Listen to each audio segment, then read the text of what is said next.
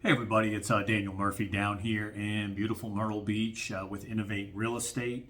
We're just going to be going over, as I started this new series, kind of going over things to know when you're buying in Myrtle Beach.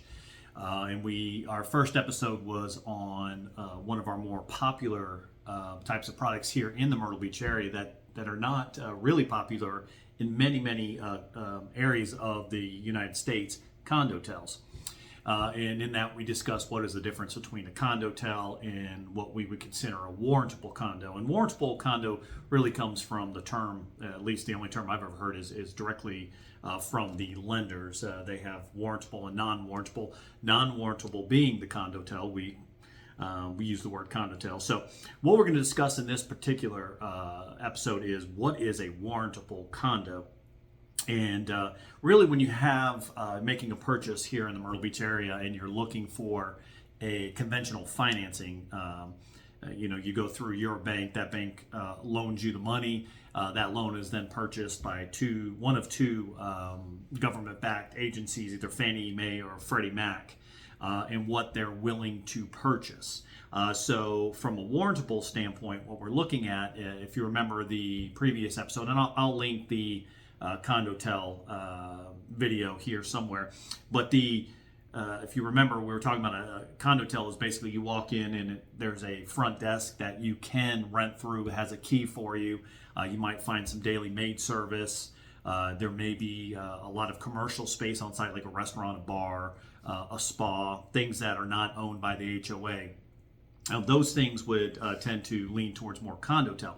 So a warrantable condo, we're going to go over, I was looking recently just to update the most recent guidelines from both Fannie Mae and Freddie Mac. And to be honest with you, there's really not much difference at all. So we'll just cover the big keys here. So for warrantable, the projects that you'd be purchasing and that have 5 to 20 units, no more than 2 units can be owned by one single entity. In a building, if there are 7 units and somebody owns 3 units, that is going to push that towards a non-conforming product for Freddie and Fannie. So it would not be warrantable. So anything under that, you're fine. If it's 21 units or more, it's no more than 20% of the total units can be owned by one single entity. Now that could be the developer themselves, or it could be just a single individual investor that's buying these units. And in the case of anything that's less than 5 units, there is no review, so you're fine there. I don't know why Fannie doesn't care if you have a 4-unit building and somebody owns 3, but all of a sudden they do when it's 5 to 20 units. But that's the rules that we are given. And then for investment purposes, and it's difficult to understand the difference between a second home and investments purchase, but I was noticing that they said 50% are owner-occupied or second homes only. And that for the sake of Myrtle Beach, if you really look at what we talk, a true second home is that they're never renting it out. That's almost none of these buildings, very, very few. So there becomes an issue there sometimes. However, most of the lenders that we deal with that know the Myrtle Beach product understand which of these buildings they can or cannot write on pretty easily. And those that we are certain that would be warrantable, but they have not cleared yet, is a pretty quick process. The other things that we're noticing too is the HOA cannot be named in any lawsuits. Oftentimes you'll see, you'll see that the homeowners and the HOA have sued the original builder of the property, the developer of the property.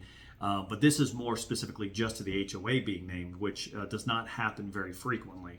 And then the other thing we commented on, they will specifically look at commercial space, and it's got to be less than 35% of the total building is commercial space. So really, when you're looking at these, just quickly, if you're looking in Myrtle Beach proper, so in the city of Myrtle Beach, almost all of that product in the city of Myrtle Beach or in the Myrtle Beach area is going to be a condotel property. When you get into Surfside, Garden City, when you get up to North Myrtle Beach, when you get further south down into Pawleys Island or Murrells Inlet, a lot of that product is warrantable, and you can find a really good conforming financing. Now, the difference between conforming and non-conforming is really, if you're buying these units, I would almost always suggest using a local lender that understands this product. Even if I say to you, hey, this is a warrantable condo, I would still suggest using a local lender, because when it gets to your lender there at Hometown USA, they don't really deal with